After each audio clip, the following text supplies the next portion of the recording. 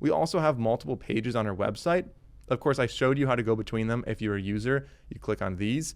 You can still click on these, but there's a drop down up here as well if you wanted to navigate between them without going through the header. So you can click on that and go to the home page or the other pages you have. If you want to add new pages, again, you can just ask that in a little AI prompt on the left side. Now, finally, we can go up and revisit this little spot up here. One really subtle icon is the version history. So if I click on that, we can go back to different things. So if you tell the AI to change it and it breaks something or it does something you don't like and you're like, it was better before, you can just click on that and go to previous versions of your site, and you're able to just restore them. It's basically the undo button, but you can undo, quite a few steps back if you wanted to.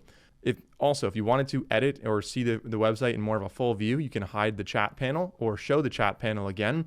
And we've got preview, as I showed you before. We also have the code if you wanted to, just edit the code more specifically. I think most people probably won't be doing this, but if there's something you wanted to add in, or if there's something that you wanted to really specifically edit, you can do that within the code.